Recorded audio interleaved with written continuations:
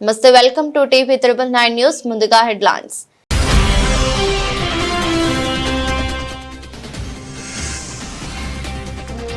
శ్రీలంక అధ్యక్షుడికి ప్రధాని Narendra Modi phone. Operation Sagar బంద్తో మరింత సాయం చేస్తామని హామీ.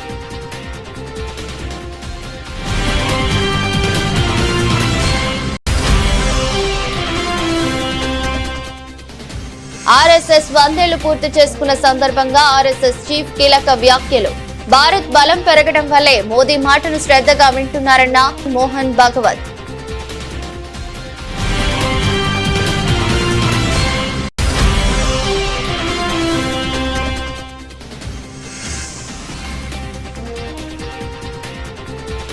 కర్ణాటక కాంగ్రెస్ లో విభేదాలకు చెక్.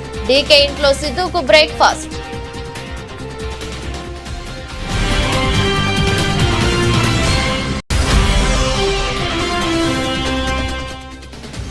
తమిళనాడులో దిట్వా తుఫాన్ నేపథ్యంలో అన్ని చర్యలు తీసుకుంటున్నామన్న మంత్రి రామచంద్రన్.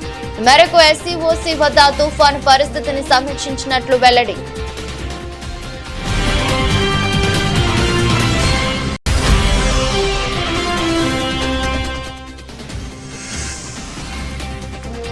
మక్తల్ నియోజకవర్గంలో వివిధ అభివృద్ధి పనులకు శంకుస్థాపన చేసిన సీఎం రేవంత్.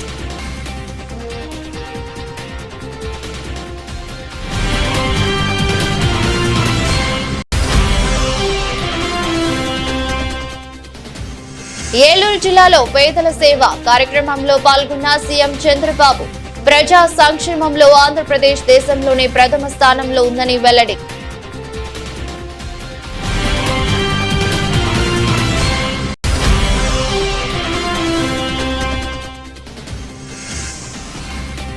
విద్యుత్ శాఖలో తెలంగాణ ప్రాంత అధికారులను నియమించండి. ప్రభుత్వాన్ని డిమాండ్ చేసిన మాజీ మంత్రి హరీష్ రావు.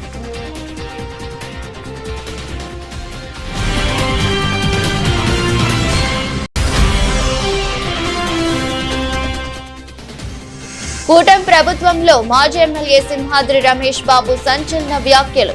ప్రభుత్వ పూర్తి నిర్లక్ష్యం వ్యవసాయం రైతుల పాలిట శాపంగా మారిందని విమర్శలు.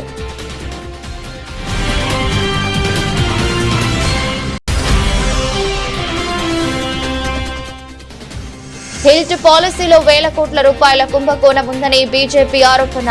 హెల్త్ పాలసీ పేరుతో అక్రమాలు జరగకుండా చర్యలు తీసుకోవాలని గవర్నర్ కు విజ్ఞప్తి.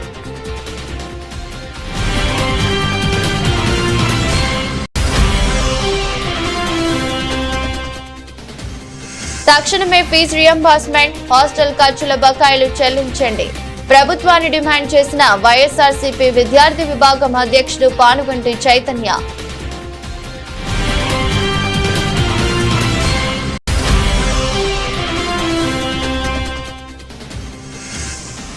ఎఫ్ఐహెచ్ మహిళల జూనియర్ ప్రపంచ కప్ లో భారత జట్టు శుభారంభం.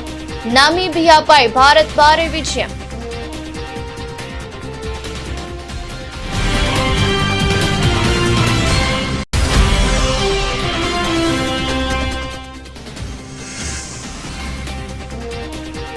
యుఎస్ ఫెడ్ రేటు కోతపై ఆశలు. 1.3 లక్షల మార్కు దాటిన పరిస్థితి.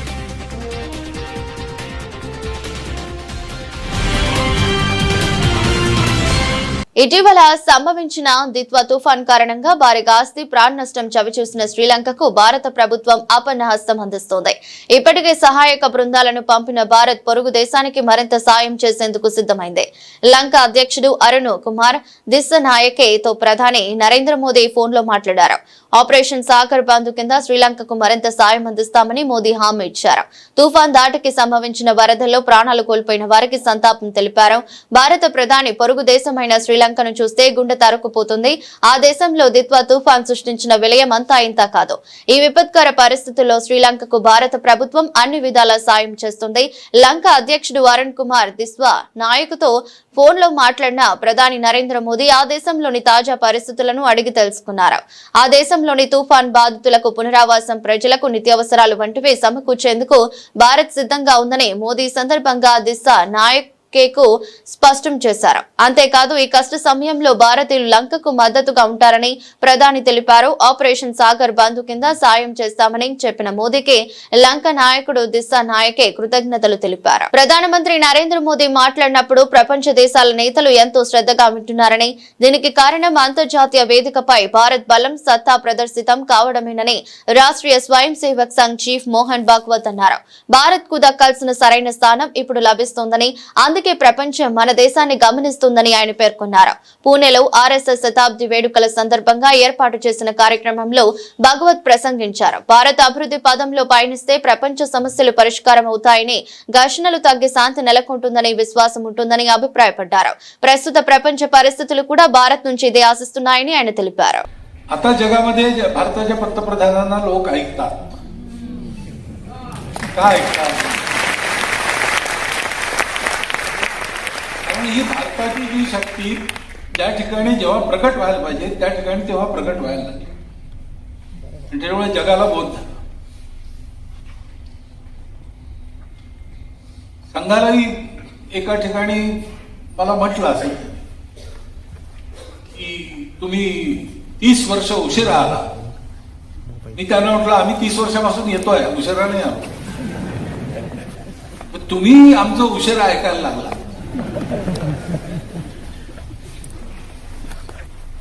कारण दिल्लीच्या व्याख्यानाचा उल्लेख झाला. त्या लोकांना आम्ही बोलावलं असतं 30 वर्षापूर्वी तर ते आलेच नसते. पण एक शक्ती दिसली लोकांना. शक्ती म्हणजे दंडशक्ती नाही, संहत कार्यशक्ती, सगळ्यांची मिळून शक्ती. आणि संघ जेव्हा संहत कार्यशक्ती म्हणतो तेव्हा त्याला संपूर्ण समाजाचं संघटन अभिप्रेत असतं. तर त्या शक्तीच्या आधारावर जे सत्य आहे, जे स्वाभाविक हिंदू समाजाचं शील आहे, वसुधैव कुटुंबकम,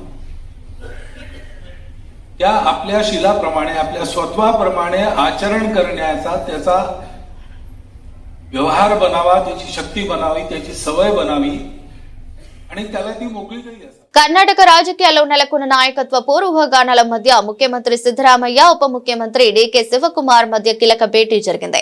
మంగళవారం ఉదయం బెంగళూరులోని సదాశివనగర్ లో ఉన్న డీకే శివకుమార్ నివాసానికి సీఎం సిద్ధరామయ్య అల్పాహార విందుకు హాజరయ్యారు.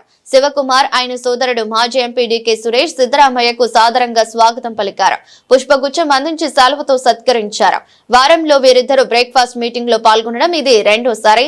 పార్టీలో ఐక్యతను చాటి చెప్పేందుకే ఈ సమావేశం ఏర్పాటు చేసినట్లు తెలుస్తోంది. ఈ నెల 8 నుంచి బెళగావిలో అసెంబ్లీ శీతాకాల సమావేశాలు జరగనున్న నేపథ్యంలో ఈ భేటీకి ప్రాధాన్యం ఏర్పడింది.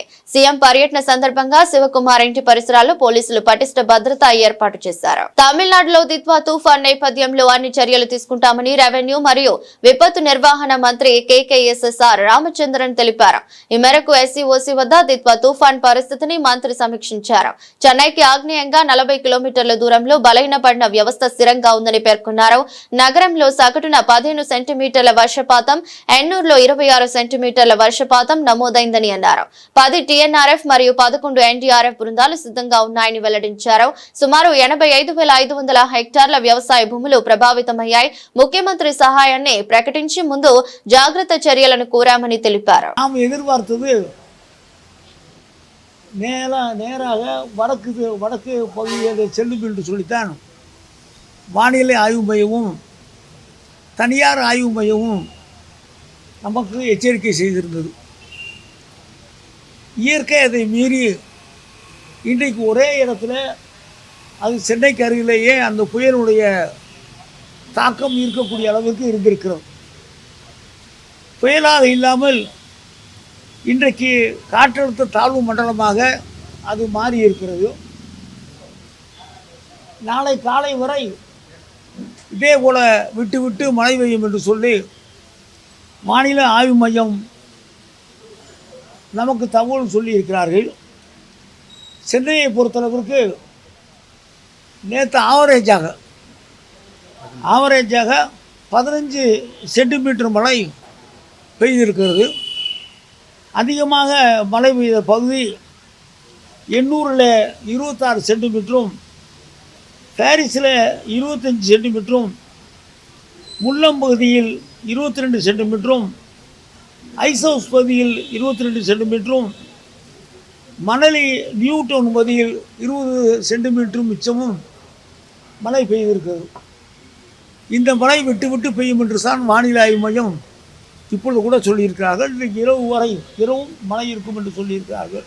ప్రజాప్రభుత్వం ఏర్పడి 2 నెలలు పూర్తిగా వస్తుందని తెలంగాణ ముఖ్యమంత్రి రేవంత్ రెడ్డి వ్యాఖ్యానించారు. 2 నెలల విజయోత్సవ సభ మొదట మక్తల్లో జరుపుకోవడం సంతోషకరమని పేర్కొన్నారు. మక్తల్ నియోజకవర్గంలో సీఎం రేవంత్ రెడ్డి పర్యటనలో భాగంగా వివిధ అభివృద్ధి పనులకు శంకుస్థాపన చేశారు. అనంతరం ప్రసంగించారు సీఎం రేవంత్ రెడ్డి. ఉమ్మడి రాష్ట్రంలో ప్రత్యేక తెలంగాణ సిద్ధించిన తర్వాత కూడా ఉమ్మడి మహబూబ్ నగర్ జిల్లా నిర్లక్ష్యానికి గురైందని ఆవేదన వ్యక్తం చేశారు. కేసీఆర్ హయాంలో ఉమ్మడి మహబూబ్ నగర్ జిల్లాను పట్టించుకోలేదని తీవ్ర ఆగ్రహం వ్యక్తం చేశారు. కేసీఆర్ పాలనలో జిల్లాకు తీరని అన్యాయం చేశారని ధ్వజమెత్తారు. నిజాం నవాబ్ల నుంచి, నిజాం సర్కార్ నుంచి స్వతంత్రం వచ్చి మొట్టమొదటి హైదరాబాద్ రాష్ట్రం ఏర్పడ్డప్పుడు మన పాలమూరు బిడ్డ బూరుగుల రామకృష్ణారావు గారు మొట్టమొదటి ముఖ్యమంత్రిగా బాధ్యతలు చేపట్టిండు. ఆనాటి నుంచి ఈనాటి వరకు 75 సంవత్సరాలలో మన పాలమూరు జిల్లాకు మళ్ళీ ముఖ్యమంత్రి అవకాశం రాలే. ఎవరు ఈ ప్రాంతానికి మంత్రులైనా ఆ ముఖ్యమంత్రుల చెప్పు చేతల్లో కట్టు బానిసలుగా కొనసాగడం వల్ల మన జిల్లా అభివృద్ధి కార్యక్రమాలు జరగలేదు. వలసలు వెళ్ళే ఈ జిల్లా తట్ట పని, పార పని, మట్టి పని కోసం ఇతర రాష్ట్రాలు, ఇతర దేశాలకు బ్రతకడానికి వలస వెళుతున్న మన కష్టాలను, మన కన్నీళ్లను తూర్చడానికి ఎవరు బాధ్యత తీసుకోలే. అందుకే ఈనాడు ఈ పాలమూరు జిల్లా అన్నారు, ఇవాళ మట్టి పని, పార పని చేసే మన పాలమూరు ప్రజలు ఈనాడు పాలమూరు బిడ్డని ఆశీర్వదించి తెలంగాణలో అధికారాన్ని కట్టబెట్టిను.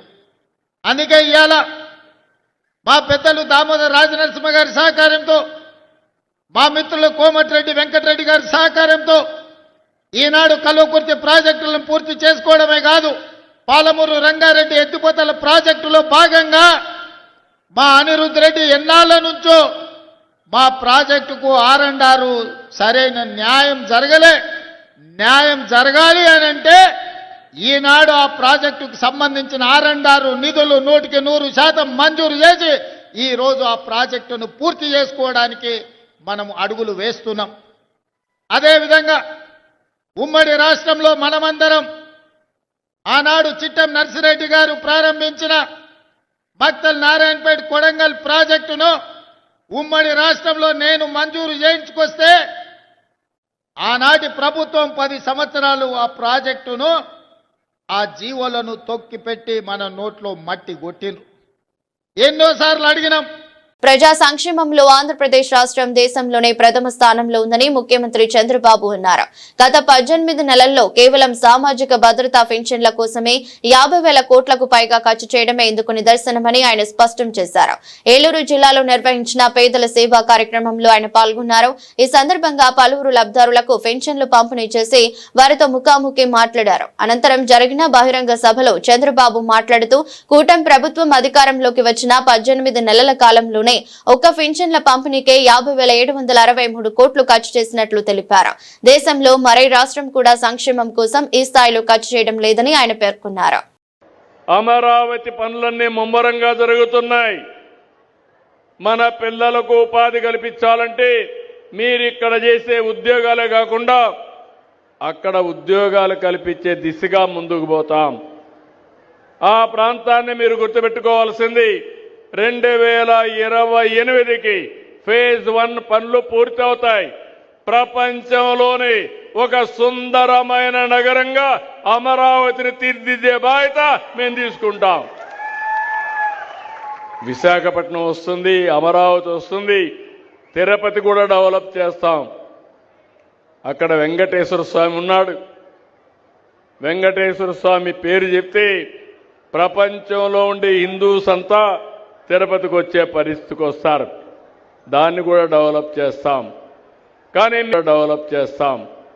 కానీ మీరు పదే మా మిత్రుడు పవన్ కళ్యాణ్ గారు చెప్తా ఉంటారు, రాబోయే 15 సంవత్సరాలు ఎన్డీఏ ప్రభుత్వం ఈ రాష్ట్రంలో ఉండాలనేది ఒక ఆకాంక్ష. థర్మల్ విద్యుత్ కేంద్రాల్లో ముఖ్యమంత్రి రేవంత్ రెడ్డి సర్కార్ 50,000 కోట్ల స్కామ్ కు తెరలేపిందని మాజీ మంత్రి సిద్దిపేట ఎమ్మెల్యే తన్నీరు హరీష్ రావు సంచలన వ్యాఖ్యలు చేశారు. థర్మల్ విద్యుత్ ను తగ్గిస్తామన్న ప్రభుత్వం కొత్త ప్లాంట్లు ఎందుకు నిర్మిస్తుందని ప్రశ్నించారు. తెలంగాణ అధికారులను అవమానించిన కుమార్ రాజాను వెంటనే తరిమి కొట్టాలని హెచ్చరించారు. విద్యుత్ శాఖలో తెలంగాణ ప్రాంత అధికారులను నియమించాలని డిమాండ్ చేశారు.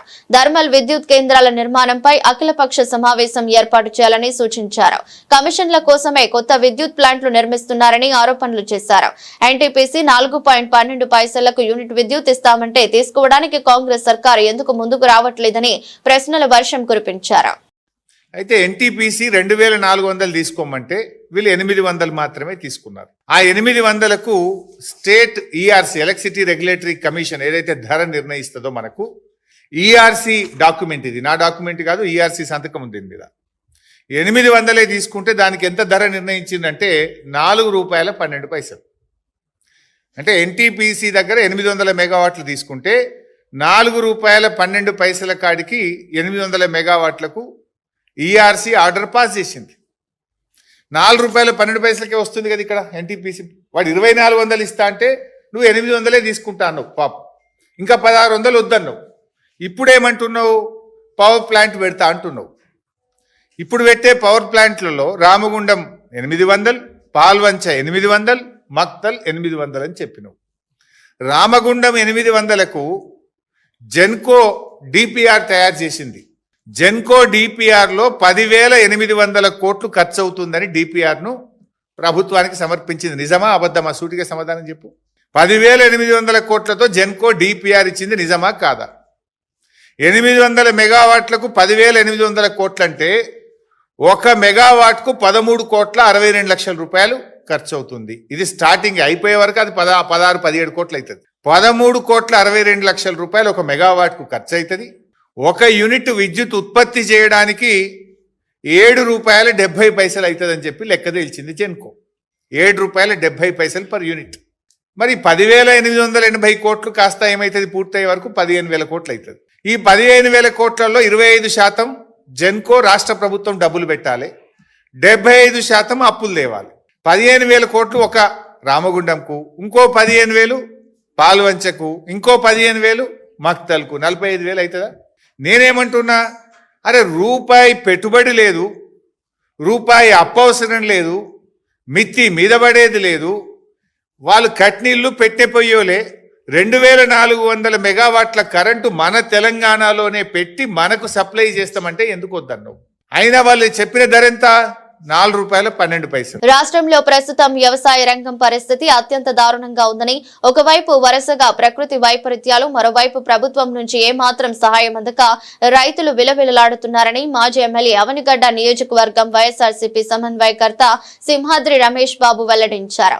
ఈ సీజన్ లో రాష్ట్రంలో 83 లక్షల టన్నుల ధాన్యం పండుతుందని అంచనా కాగా దాంట్లో 51 లక్షల టన్నుల ధాన్యం కొనడానికి సిద్ధంగా ఉన్నామని పౌర సరఫరాల శాఖ మంత్రి నాదన్ల మనోహర్ నెల రోజుల నుంచి చెబుతున్నా ఎక్కడా అది కనీసం కార్యరూపం దాల్చడం లేదని ఆయన గుర్తు చేశారు. ఈ రాష్ట్రంలో వ్యవసాయ దాడికి అంత వరస్ట్ ఇంకోటి లేదు. మన మంత్రి గారు, పౌర సరఫరాల మంత్రి గారు, ఆయన ఏం చెప్పారంటే 83 లక్షల టన్నులు ఈ సంవత్సరం ధాన్యం పండుతుంది, అందులో 51 లక్షలు మేము కొనడానికి సిద్ధంగా ఉండమని చెప్పి నెల రోజుల నుంచి చెప్తారు. సంచులు ఉండవు, లారీలు ఉండవు, ఏ మిల్లుకి వెళ్లాలో తెలియదు, బాధ్యతారహితంగా వ్యవహరిస్తున్నారు. దీన్ని ఎవరన్నా మా బోటోళ్ళు, ఫీల్డ్ లో తిరిగే వాళ్ళు ఇబ్బంది పడుతున్నప్పుడు రైతుల దగ్గరికి వెళ్ళి మాట్లాడితే ఇది వైఎస్ఆర్సీపీ చేసే అల్లరి తప్ప ఇంకోటి కాదంటారు. మీ అందరికీ తెలిసిన విషయమే. 13-18 నెంబరు మార్టూరు నుంచి గవర్నమెంట్ చేత నుంచి బయటకు వచ్చింది. అవి కొనమంటే కొనరు. అది ఇచ్చింది ఎవరు? గవర్నమెంట్ ఇచ్చింది. మన చంద్రబాబు నాయుడు గారు మాట్లాడతా ఒక మాట చెప్పారు. ఆయన ఇప్పుడు పండించే పంటంతా ఇత్తనాలకు వెళ్లాల్సిందే తప్ప తినడానికి తిండికి పనికి వచ్చేయలేదు అని చెప్తారు. ఎవరిచ్చారా ఇత్తనాలు? ప్రభుత్వం ఇచ్చిందే కదా. బీపీటీలు 27-16 అంతా తిండికి పనికి వచ్చేదే. ఏంటంటే ఆయన ఉద్దేశం వ్యవసాయం అనేది దండగా, వ్యవసాయదారుడు అనవసరం అనే ఆలోచన ఆయన ఇంతవరకు కూడా విరమించుకోలేదు. దాన్ని కూడా ఇప్పుడు కూడా కంటిన్యూ చేస్తానే ముందుకు తీసుకెళ్తున్నారు. ఈ పరిస్థితులన్నీ చూస్తున్నప్పుడు రైతు తల్లకిందులైపోతున్నాడు. ఇవాళ ఆ రైతులంక చూస్తుంటే కళ్ళమ్మటి నీళ్లు పెట్టుకుని ఆ భార్యాభర్తలు ఇద్దరు కబులు కేసిన వాళ్ళు 4 ఎకరాలు 3 ఎకరాలు పొలం ఉండేవాళ్ళు. గోదావరి జిల్లాలో అయితే ప్రతి మిల్లుకి బాయిలర్ ఉంటుంది, దానికి కెపాసిటీ పెంచు. అక్కడి నుంచి ధాన్యము ఇవన్నీ ఎక్స్పోర్ట్ అవుతాయి కనుక అక్కడ బయటికి పంపించే పరిస్థితి ఉండేవి. అక్కడ వాళ్ళతో మాట్లాడుకుని మిల్లర్స్ని కేకేసి కూర్చోబెట్టి మీరు కొనమంటే ఈ బాధ రోడ్ల మీద బసుకునే బాధ ఈ రైతాంగానికి వచ్చి ఉండేది కాదు. ఏ మాత్రం రైతు ఏమైపోతే అయిపోయాళ్లే, నాకేమీ బాధ్యత లేదన్నట్టుగా వ్యవహరిస్తున్నారు తప్ప ఇంకోటి కానే కాదు. చంద్రబాబు నాయుడు అనొచ్చు అనకూడదు నాకు తెలియదు, కానీ ఎప్పుడు అధికారంలోకి వచ్చినా వ్యవసాయదారుడు మా నానుంటుంది ఊళ్ళల్లో గొడ్డొచ్చిన ఎలా బిడ్డొచ్చిన అంటారు. వ్యవసాయానికి ఎప్పుడు వచ్చినా ముఖ్యమంత్రికి ఎప్పుడు వచ్చినా వ్యవసాయదారుడు మాత్రం కష్టాలు పాలైపోతుంది. తెలంగాణ ప్రభుత్వం తీసుకొచ్చిన Hyderabad industrial lands transformation HILT పాలసీపై తెలంగాణ బీజేపీ గవర్నర్ కు ఫిర్యాదు చేసింది. హిల్ట్ పాలసీ పేరుతో వేల కోట్ల రూపాయల భూ కుంభకోణం జరుగుతోందని ఆరోపించింది. ఈ మేరకు తెలంగాణ బీజేపీ అధ్యక్షుడు రామచంద్రరావు నేతృత్వంలో పార్టీ ప్రతినిధుల బృందం గవర్నర్ ను కలిసింది. హిల్ట్ పాలసీ పేరుతో భూ అక్రమాలకు పాల్పడే ప్రయత్నం చేస్తున్నారని, దీనిని అడ్డుకోవాలని గవర్నర్ కు విజ్ఞప్తి చేశారు. గవర్నర్ ను కలిసిన అనంతరం వారు మీడియాతో మాట్లాడుతూ హిల్ట్ పాలసీ ద్వారా అక్రమాలకు రేవంత్ రెడ్డి ప్రభుత్వం తెరలేపుతోందని ఆరోపించారు. 9,000 ఎకరాలలో రియల్ ఎస్టేట్ వ్యాపారం చేసేందుకు ప్రయత్నిస్తుందని అన్నారు. ఈ సందర్భంగా హిల్ట్ అనేటటువంటి పాలసీ ఏది ఉందో దీని ద్వారా ప్రభుత్వం ఒక ఖజానా నింపడానికి చేస్తున్నటువంటి ఒక నేపథ్యంలో ఈ భూములన్నీ కూడా అనేక సంవత్సరాల క్రితము ఇండస్ట్రీస్కి అలాట్ అయినాయి. అప్పుడు ఉన్నటువంటి ఒక ధర ఇప్పుడు ఉన్నటువంటి ధరని మీరు కంపేర్ చేసుకున్నా కూడా బుక్ వాల్యూ సబ్ రిజిస్ట్రార్ ఆఫీస్లో ఉన్నటువంటి ఒక ఏదైతే రేట్స్ ఉన్నాయో అది మార్కెట్ రేట్ కన్నా చాలా తక్కువగా ఉంటుంది. మనం చూసినాము మొన్ననే ఒక ప్రైవేట్ సంస్థ హైదరాబాద్కు అవతల 151 కోట్లకు ఒక ఎకరం కొనడం జరిగింది. మరి ఈ నేపథ్యంలో ఈ హిల్ట్ ఉన్నటువంటి ఇండస్ట్రియల్ ఏరియా ఉందో హిల్ట్ కింద ఈ ఇండస్ట్రియల్ ఏరియా భూములు దాదాపు వేరే తక్కువ రేటుకు రియల్ ఎస్టేట్ వాళ్లకు దొరికే అవకాశాలు దొరుకుతున్నాయి. 30% సంబంధించినటువంటి డిపాజిట్ SRO రేటు కింద చేసేస్తే ప్రభుత్వానికి ఎంత నష్టం వస్తుంది అనే విషయాన్ని మనం ఆలోచించాలి. నడుస్తున్న ఇండస్ట్రీస్ కూడా ఈ యొక్క స్కీమ్లో చేరి అక్కడ పనిచేస్తున్నటువంటి ఒక సిబ్బంది కానీ అక్కడ పనిచేస్తున్నటువంటి ఒక కార్మికులు కానీ నష్టం జరిగేటువంటి అవకాశాలు, వారు జాబులు కోల్పోయే అవకాశాలు ఉంటాయి. రాష్ట్ర ప్రభుత్వం ఏ రకంగా లక్షల కోట్ల రూపాయల కుంభకోణానికి తెరదీసిందో, ఈ హిల్ట్ పాలసీ వల్ల ఈ రాష్ట్ర ఖజానాకు ఏ రకంగా గండి పడతా ఉన్నదో, మరి జీవో నెంబర్ 27కి వ్యతిరేకిస్తూ జీవో 27ని విత్డ్రా చేయాల్సిందిగా ఈరోజు గవర్నర్ గారికి మేము రిప్రజెంటేషన్ మెమరాండం ఇవ్వడం జరిగింది. మరి తప్పకుండా ఇప్పుడు అధ్యక్షులు చెప్పినట్టుగా అనేకమైనటువంటి అవినీతి అంశాలు, 6 గ్యారంటీలు, 420 హామీలకు నెరవేర్చిన పక్షంలో 2 సంవత్సరాలు ఈ ప్రభుత్వం పాలన పూర్తి చేసుకున్న సందర్భంగా ఇచ్చినటువంటి ఏ ఒక్క హామీ నెరవేర్చిన ఈ ప్రభుత్వ విధానాలకు వ్యతిరేకంగా, అనేక కుంభకోణాలకు వ్యతిరేకంగా, ముఖ్యంగా హిల్ట్ పాలసీకి వ్యతిరేకంగా, GHMC పరిధిని మరి పెంచుతూ తీసుకొచ్చినటువంటి జీవోకు వ్యతిరేకంగా, అనేకమైనటువంటి కుంభకోణాలకు వ్యతిరేకంగా మరి ఈ నెల 7వ తారీఖు రోజు వారి ఆధ్వర్యంలో జరిగేటువంటి పెద్ద ఎత్తున నిరసన దీక్షలో అందరూ పాల్గొనాల్సిందిగా కోరుకుంటూ, మరి తప్పకుండా భారతీయ జనతా పార్టీ ఈ ప్రభుత్వ విధానాలకు వ్యతిరేకంగా పోరాటం చేస్తుందని చెప్పి మరొకసారి తెలియజేసుకుంటూ ధన్యవాదాలు. అధికారం చేపట్టి 18 నెలలు గడుస్తున్నా విద్యార్థులకు ఫీజు రియంబర్స్మెంట్ బకాయిలు, స్కాలర్షిప్స్ చెల్లించని కూటమి ప్రభుత్వ తీరుపై వైఎస్ఆర్సీపీ విద్యార్థి విభాగం ఆగ్రహం వ్యక్తం చేసింది. తాడేపల్లి వైఎస్ఆర్సీపీ కేంద్ర కార్యాలయంలో మీడియాతో మాట్లాడిన విద్యార్థి విభాగం president, zonal working president Panukanti Chaitanya రవిచంద్రలు తక్షణమే ప్రభుత్వం పెండింగ్ లో పెట్టిన 5,600 కోట్ల ఫీజు రియంబర్స్మెంట్ బకాయిలు చెల్లించాలని డిమాండ్ చేశారు. లేని పక్షంలో విద్యార్థులతో కలిసి దశల వారీ ఆందోళన చేపడతామని, రాష్ట్ర వ్యాప్తంగా ఎమ్మెల్యేల నుంచి సీఎం సహా మంత్రుల నివాసాలను ముట్టడిస్తామని వారు హెచ్చరించారు. ఫీజులు చెల్లించకపోవడంతో పిల్లలు విద్యకు దూరం అవుతున్నా పట్టించుకొని సీఎం చంద్రబాబు, మంత్రి నారా లోకేష్ ఇద్దరు విద్యారంగ ద్రోహులని మండిపడ్డారు. రాష్ట్రంలో విద్యారంగం చాలా కుదేలైంది. విద్యార్థులు అనేక ఇబ్బందులు విద్యా సంస్థలు ఎదుర్కొంటా ఉన్నారు. ముఖ్యంగా ఉన్నత విద్యను అభ్యసించే విద్యార్థులు ఈ రాష్ట్రంలో తమ చదువుల్ని ముందుకు తీసుకెళ్లలేని ఒక దయనీయమైన పరిస్థితి 18 నెలల కాలంలో నెలకొని ఉంది. ఈ మాట ఎందుకు అంటున్నామంటే, మేము పూర్తి స్థాయిలో ఫీజు రీఎంబర్స్మెంట్ ఇస్తాము అని యువగలం పాదయాత్రలో ఆ తదుపరి జరిగిన అనేక పరిణామాల్లో నారా లోకేష్ గారు పదే పదే హామీలు ఇచ్చారు. చంద్రబాబు నాయుడు గారు కూడా అనేక హామీలు ఇచ్చారు. కానీ ఈ రోజు ఈ రాష్ట్రంలో నెలకొన్న పరిస్థితి ఏంటి? 18 నెలలు గడుస్తుంది. సుమారు 7,800 కోట్ల రూపాయలు ఫీజు రీఎంబర్స్మెంట్, స్కాలర్షిప్ బకాయిలు ఉన్నాయి. ఈ ఫీజులు ఇవ్వకుంటే విద్యార్థుల చదువులు ఎలా ముందుకెళ్తాయి చెప్పాల్సిన పరిస్థితి ఈ రాష్ట్రంలో విద్యాశాఖ మంత్రి మీద ఉంది.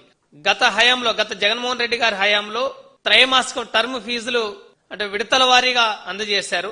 ఏ ఫీజు ఎప్పుడు ఇస్తామో అనేది ముందే నిర్ణయించి పత్రికల్లో ప్రకటనలు ఇచ్చి జగన్మోహన్ రెడ్డి గారు త్రైమాసిక ఫీజులు పిల్లల తల్లుల ఖాతాలో జమ చేసేవాళ్ళు.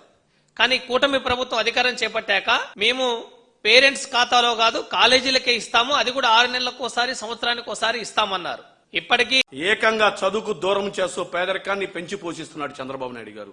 చంద్రబాబు మాటలు వింటా ఉంటే నాకు ఒక పిట్ట కథ గుర్తొస్తా ఉంది. వెనకటి రోజుల్లో చంద్ర అనే సోమరిపోతు ఉండేవాడంట. చంద్రన్న అనే సోమరిపోతు ఊర్లో ప్రజలందరికీ మాయమాటలు చెప్తాడంట. ఊరవతల ఉన్న కొండ నేను మోస్తాను రానని చెప్పి ప్రజలందరినీ కూడా ఊరవతల ఉన్న కొండకి తీసుకొని వస్తారంట. ప్రజలందరూ సోమరిపోతు చంద్రను నమ్మేసి ప్రజలందరూ ఊరవతల ఉన్న కొండ దగ్గరికి వస్తారంట. ప్రజలందరూ కొండ దగ్గరికి రాగానే ఈ సోమరిపోతు చంద్రన్ అంటాడు, మీరందరూ కూడా ఈ కొండని నా నెత్తి మీద మోస్తే నేను కొండను మోస్తా అని చెప్పేసి ప్రజలందరూ నమ్మబలికిస్తాడంట. అక్కడికి వచ్చిన ప్రజలందరూ కూడా చంద్రన్న సోమరిపోతుని తమిరి కొడతారంట. ఈ రోజు రాష్ట్రంలో ముఖ్యమంత్రి చంద్రబాబు నాయుడు గారి పరిస్థితి అదే విధంగా ఉంది. ఎందుకంటే రాష్ట్రంలో కూటమి ప్రభుత్వ అధికారంలోకి వచ్చిన తర్వాత సుమారు 18 నెలలు అవుతా ఉంది. ఒక్క రూపాయి కూడా చెల్లించకుండా విద్యార్థుల జీవితాలను నాశనం చేస్తా ఉన్నారు. ఈ రోజు ఇప్పటికైనా కూటమి ప్రభుత్వం ముద్దు నిద్ర విడిచి ఏదైతే పెండింగ్ లో ఉండే ఫీజు రింబర్స్మెంట్ బాకాయలు సుమారు 7,800 కోట్ల రూపాయలు, అంటే 6,600 రూపాయలు ఫీజు రింబర్స్మెంట్, 2,200 రూపాయలు మన స్కాలర్షిప్ బకాయిలు ఏవైతే ఉన్నాయో 7,800 రూపాయలు, ఏవైతే 7,800 బకాయిలు ఉన్నాయో తక్షణమే FIH మహిళల జూనియర్ ప్రపంచ కప్ లో భారత జట్టు భారీ విజయంతో టోర్నీలో శుభారంభం చేసింది. పూల్ సిలో ఉన్న భారత 13-0తో నమీబియాను చిత్తుగా ఓడించి ఘనంగా బూని కొట్టింది.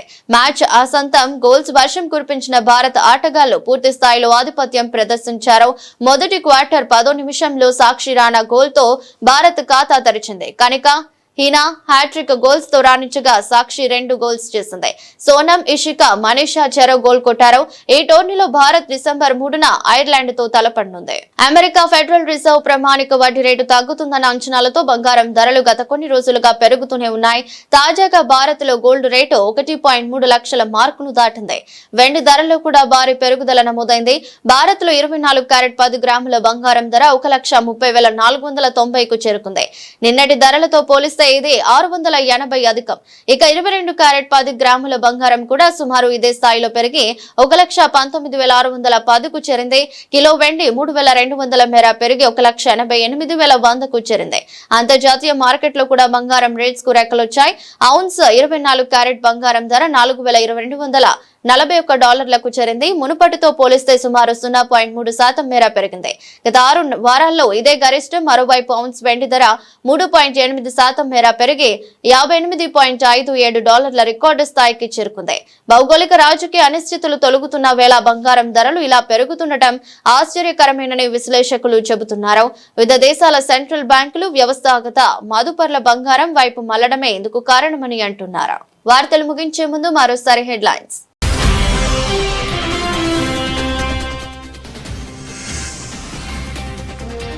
శ్రీలంక అధ్యక్షుడికి ప్రధాని నరేంద్ర మోదీ ఫోన్. ఆపరేషన్ సాగర్ బంద్తో మరింత సాయం చేస్తామని హామీ.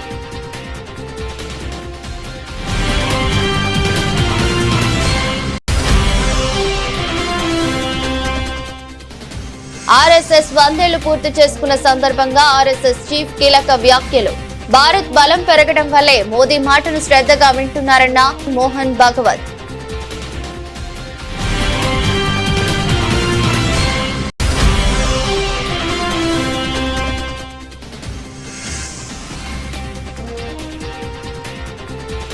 కర్ణాటక కాంగ్రెస్ లో విభేదాలకు చెక్. డీకే ఇంట్లో సిద్ధుకు బ్రేక్ఫాస్ట్.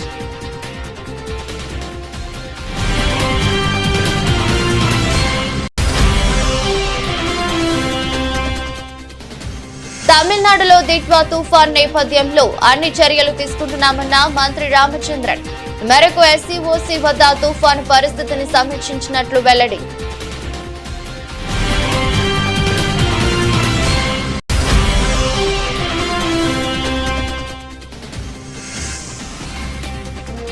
మక్తల్ నియోజకవర్గంలో వివిధ అభివృద్ధి పనులకు శంకుస్థాపన చేసిన సీఎం రేవంత్.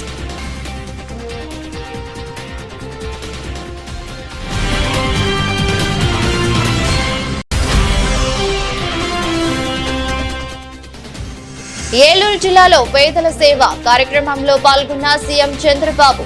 ప్రజా సంక్షేమంలో ఆంధ్రప్రదేశ్ దేశంలోనే ప్రథమ స్థానంలో ఉందని వెల్లడి.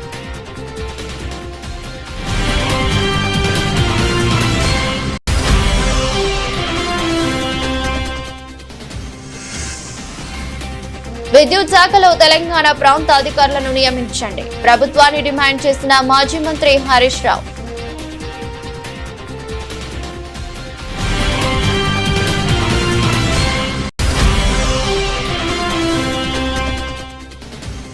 కూటమి ప్రభుత్వంలో మాజీ ఎమ్మెల్యే సింహాద్రి రమేష్ బాబు సంచలన వ్యాఖ్యలు.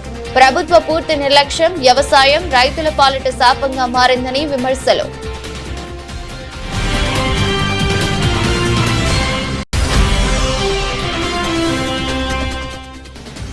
హెల్త్ పాలసీలో వేల కోట్ల రూపాయల కుంభకోణం ఉందని బీజేపీ ఆరోపణ. హెల్త్ పాలసీ పేరుతో అక్రమాలు జరగకుండా చర్యలు తీసుకోవాలని గవర్నర్కు విజ్ఞప్తి.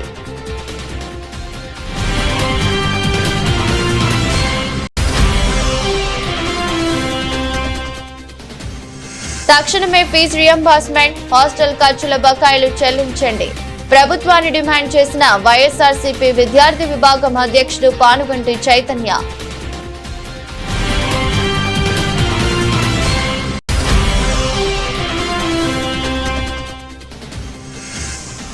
ఎఫ్ఐహెచ్ మహిళల జూనియర్ ప్రపంచ కప్ లో భారత జట్టు శుభారంభం. నమీబియాపై భారత్ భారీ విజయం.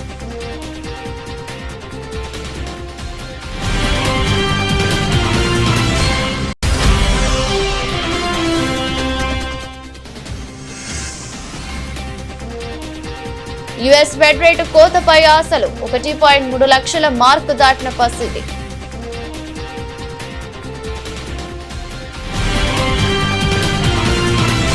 ఈ దృష్టి బులెటిన్ మరో బులెటిన్లో మళ్ళీ కలుద్దాం. అంతవరకు సెలవు, నమస్కారం.